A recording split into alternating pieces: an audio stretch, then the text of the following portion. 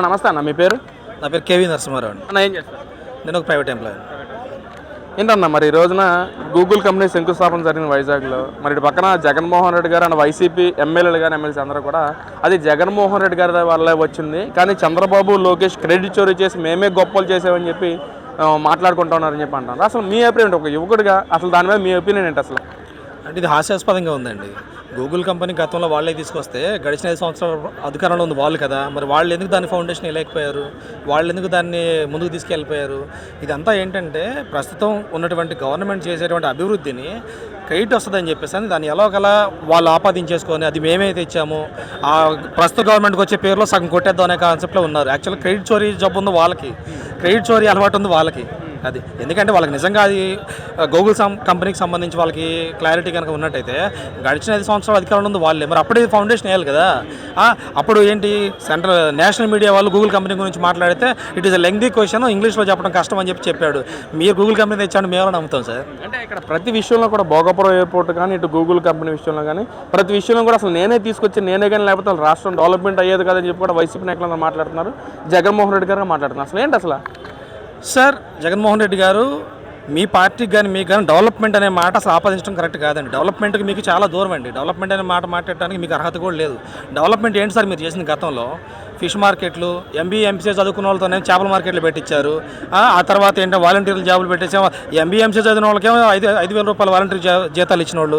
Development అంటే అది కాదు సార్. పెద్ద పెద్ద కంపెనీలు రావాలా, లూలు మాలు, గూగుల్, ఇంక సమ్వైజ్, ఎక్స్వైజెడ్, రేపు టీసీఎస్ రాబోతుంది సార్. అది డెవలప్మెంట్ అంటే. డెవలప్మెంట్ అంటే మనం పెట్టేటువంటి పరిశ్రమ ద్వారా ఎంతమందికి ఉపాధి కల్పిస్తున్నారు అనేది విషయం. ఇప్పుడు మీరు ఒక ఫిష్ మార్కెట్ పెడితే ఆ ఫిష్ మార్కెట్లు ఎవరు? ఇద్దరికే ఉపాధి. అదే గూగుల్ కంపెనీ వల్ల కొన్ని లక్షల మంది రేపు ఉపాధి రాబోతుంది. ఇది పెట్టుబడి అంటే, ఇది డెవలప్మెంట్ అంటే. అంటే ఇక్కడ చూసుకున్నట్లయితే యువకుల పరంగా చూసుకున్నట్లయితే జగన్మోహన్ రెడ్డి గారు ఉన్నప్పుడే సచివాలయం జాబ్స్ కానీ వాలంటీర్ జాబ్స్ కానీ అసలు యువకులంతా పక్కదారి పట్టకుండా సరైన జాబ్ కల్పించిన ప్రభుత్వం వైసీపీ ప్రభుత్వం అంటున్నారు. మరి ఏంటి? లేదు సార్, నేను నమ్మను. యువకులు పక్కదారి పట్టడానికి కారణమైన గవర్నమెంట్ వైసీపీ గవర్నమెంట్. ఎందుకంటే గతంలోనే కదా అక్రమ మద్యం సప్లై చేసి గంజాయి చేసేసి యువతను చెడగొట్టిన గవర్నమెంటే వైసీపీ గవర్నమెంట్. చెడగొట్టిన నాయకుడే జగన్మోహన్ రెడ్డి గారు. ఎందుకంటే ఇప్పుడు అసలు డెవలప్మెంట్ ఇప్పుడు జరుగుతుంది సార్. మీరు గడిచిన 5 సంవత్సరాల సచివాలయంలో వాలంటీర్ ఉద్యోగాలు, సచివాలయం అవి ఉద్యోగాలు కాదు సార్. చదువు తగ్గ ఉద్యోగం ఇస్తేనే అది ఉద్యోగం కింద వస్తుంది. ఇప్పుడు ఏదైతే రేపు గూగుల్ కంపెనీ ఫౌండేషన్ అయిపోయి కంపెనీ స్టార్ట్ అయిపోతే రేపు లక్షల మందికి ఉద్యోగాలు వస్తాయి, టీసీఎస్ రాబోతుంది. వీటిని చూసి ఇంకా పెద్ద పెద్ద సంస్థలు వచ్చే అవకాశం ఉంది. ఇది కదా పెట్టుబడి అంటే, ఇది కదా డెవలప్మెంట్ అంటే. అంటే మరి ఈ రోజున సామాన్యులందరూ ఆయిల్ విషయంలో చాలా ఇబ్బంది పడిపోతూ ఉన్నారు. అసలు కూటమి ప్రభుత్వం వల్లే ఈ విధంగా పరిణామాలు జరుగుతుందని చెప్పి సజ్జల రామకృష్ణారెడ్డి మాట్లాడుతున్నారు. మరేంటి సార్? సజ్జలకున్న నాలెడ్జ్ ఎంత అండి? సజ్జల దాంట్లో తప్పలేదులేండి. ఎందుకంటే రాష్ట్ర ముఖ్యమంత్రి చేసిన వ్యక్తే తప్పుగా మాట్లాడుతుంటే సజ్జల మాట్లాడడం తప్పే ఉంది. అసలు రాష్ట్రంలో జరిగినటువంటి ఇంధన కొరత యొక్క సమస్య విషయం పట్ల సబ్జెక్టు ఏంటంటే గతంలో ఏదైతే ఇంధన సంస్థలు ఉన్నాయో, ఆయిల్ కంపెనీలు, ఇండియన్ ఆయిల్ కానివ్వండి, బీపీసీఎల్ కానీ, ఇవన్నీ కూడా ఏంటంటే లోకల్ డిస్ట్రిబ్యూటర్లకి క్రెడిట్ బేసిక్ మీద ఇచ్చేవాళ్ళు. అంటే ఏంటి? అప్పుగా ఆయిల్ ఇచ్చేవాళ్ళు. వీళ్ళు ఆయిల్ పర్చేజ్ చేసుకున్న తర్వాత వచ్చిన డబ్బులు రీపేమెంట్ చేస్తూ ఉండేవాళ్ళు. ఇప్పుడు ఏదైతే సంస్థలు వాళ్ళు ఇబ్బంది పడకుండా, అయ్యా మేమున్న ఫైనాన్షియల్ క్రైసిస్లో మేము మీకు క్రెడిట్ ఇవ్వలేము కాబట్టి అమౌంట్ కట్టి ఆయిల్ తీసుకెళ్ళడం అని చెప్పారు. ఈ చిన్న చితక డిస్ట్రిబ్యూటర్లు ఎవరైతే పెట్రోల్ బంక్ ఓనర్లు ఉంటారో వీళ్ళు పే చేసుకోలేక వాళ్ళు మూవ్ చేసుకున్నారు. ఇది జరిగిన క్రైసిస్.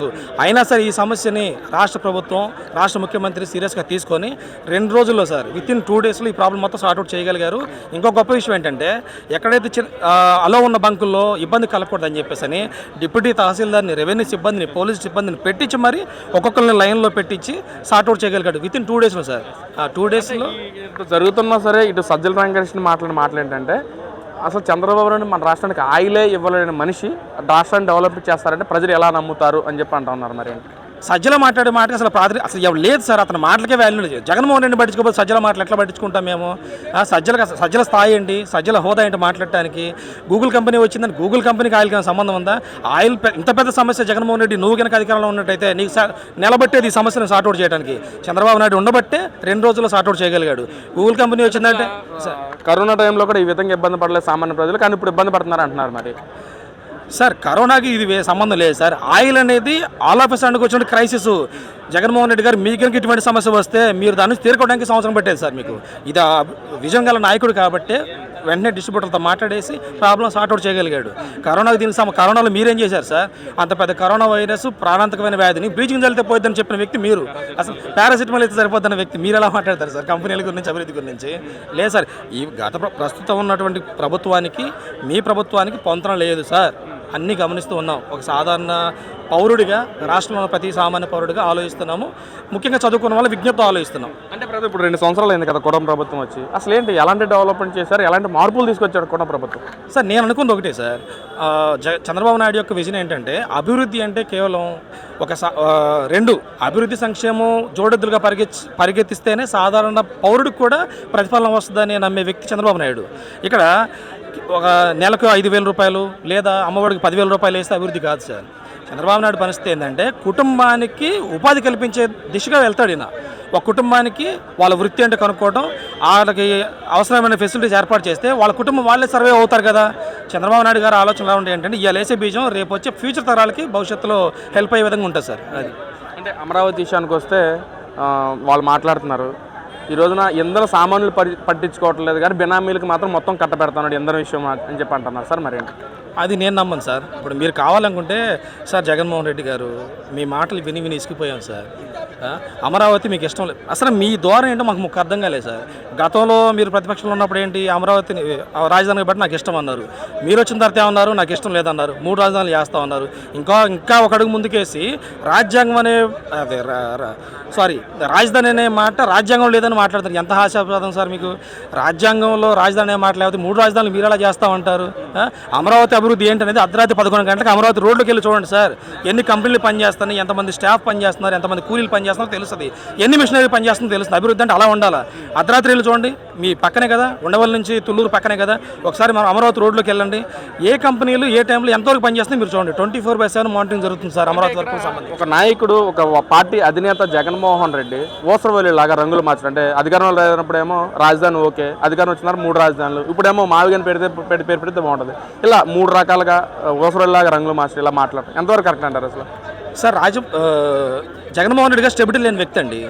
అసలు అతను ఏం మాట్లాడాడో అతనికే అర్థం కాని పరిస్థితిలో ఉన్నాడు. ఎందుకంటే రాజ్యాంగంలో రాజధాని లేదంటాడు, 3 రాజధానులు పెడతా అంటాడు, అసలు రాజధాని లేదంటాడు, మళ్ళీ మావిగన్ అంటాడు. మావిగన్ అనేది అంత గొప్ప కాన్సెప్ట్ అయితే మీరు గడిచిన 5 సంవత్సరాలు మీరేం చేశారు సార్? మీరే మావిగన్ అభివృద్ధి చేయొచ్చు కదా. అప్పుడు మీది నిజంగా బాగుంటే జనం అప్రిషియేట్ చేసేవాళ్ళు కదా. ఇలా పనికిమాల ఆలోచనలు చేయబట్టి 150 నుంచి కోడితే 11 వచ్చి పడ్డారు. దయచేసి ఇంకా దిగజారు 1కి రామాకండి సార్. మై సిన్సియర్ సార్ కదన్నా, ఇంకా గెలిచేది మేము ఎవరిని వదిలిపెట్టమని చెప్పి అంటున్నారు కదా. మరేంటి వైసీపీ సార్? బెదిరిస్తే ఓట్లు వేయరు సార్.